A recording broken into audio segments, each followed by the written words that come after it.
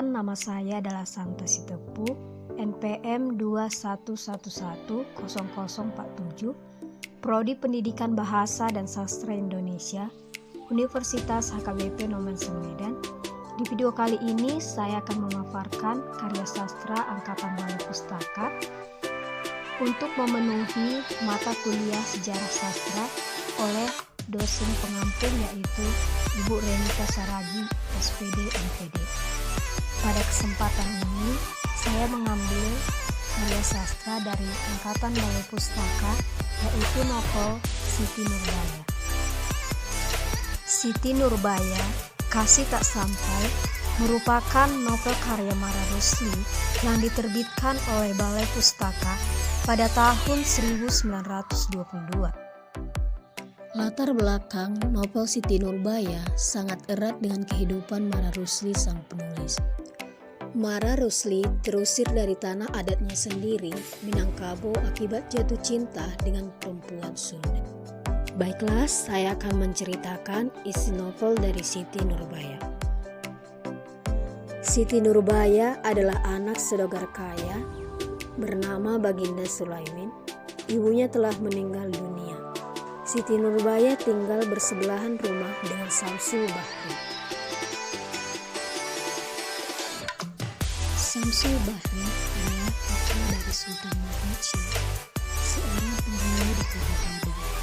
Sejak kecil, Siti Nurbaya berteman akrab dengan Samsul Bahri. Keduanya selalu berangkat sekolah dan pulang ke rumah bersama-sama. Mulanya hubungan persahabatan mereka seperti kakak beradik. Datuk Maringgi adalah seorang saudagar kaya yang bersifat licik dan pelit. Dia tidak senang melihat kesuksesan Baginda Sulaiman. Datuk Maringgi menyuruh kaki tangannya menghancurkan kebun kelapa Baginda Sulaiman dan menghasut pelanggan Baginda Sulaiman agar tidak berbelanja kepadanya. Baginda Sulaiman jatuh miskin. Tanpa rasa curiga kepada orang yang menyebabkan dirinya bangkrut, dia meminjam uang kepada Datuk Maringgi. Datuk Maringgi memberikan pinjaman kepada Baginda Sulaiman dengan syarat dia harus mengembalikan uang tersebut dalam waktu 3 bulan. Baginda Sulaiman tidak dapat membayar hutangnya karena dia telah kehilangan pelanggan. Datuk Maringgi mengancam Baginda Sulaiman akan memenjarakan jika hutangnya tidak lunas, kecuali jika dia memberikan Siti Nurbaya untuk menjadi istri mudanya. Tentu Baginda Sulaiman tidak menyetujuinya. Namun dengan terpaksa, Siti Nurbaya menjadi istri muda Datuk Maringgi karena dia tidak ingin ayahnya ditahan. Pada saat libur, Sultan Bakri pulang ke Padang. Dia bertemu Siti Nurbaya pada saat menjenguk ayah Siti Nurbaya. Pertemuan mereka didengar oleh Datuk Maringgi. Namun, Samsul Bakri berusaha membela diri dan menyampaikan kelicikan Datuk Maringgi. Namun, ayah Sultan Bakri mengusir Sultan Bakri dari Padang. Ayah Siti Nurbaya meninggal dunia terjatuh dari tangga.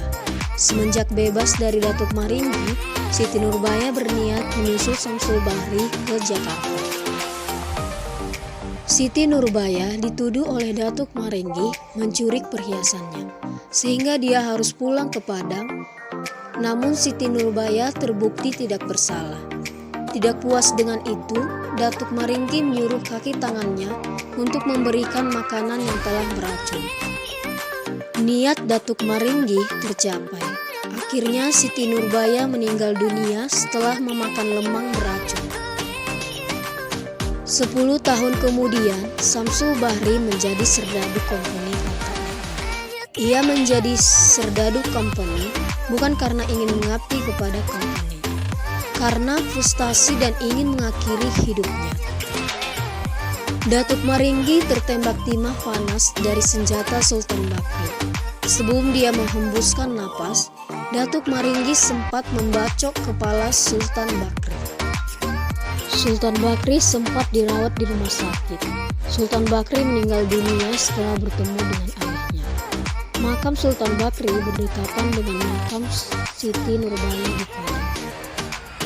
Novel ini sesuai dengan tema Angkatan Balai Pustaka. Yang pertama adalah tema kawin paksa.